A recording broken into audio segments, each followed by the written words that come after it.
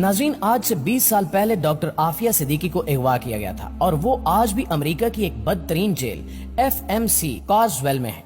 آخر وہ کیا وجہ تھی کہ ڈاکٹر عافیہ صدیقی کو اغوا کیا گیا اور 86 سال قید کی سزا سنائی گئی؟ آخر انہوں نے ایسا کیا فارمولہ تیار کیا تھا جس سے امریکہ خوفزدہ تھا؟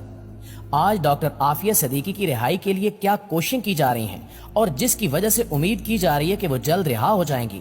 اس سب کے بارے میں جاننے کے لیے ویڈیو کو آخر تک ضرور دیکھیے گا۔ ناظرین، ڈاکٹر عافیہ صدیقی کے خاندان کی بات کریں تو وہ ایک سادہ سا مذہبی اور پڑھا لکھا گھرانہ تھا۔ ان کے والد کا مذہبی تعلیم کی طرف بہت رجحان تھا۔ انہوں نے اپنے بچوں کو مذہبی تعلیم کے ساتھ ساتھ دنیا کی اعلیٰ تعلیم بھی دلوائی۔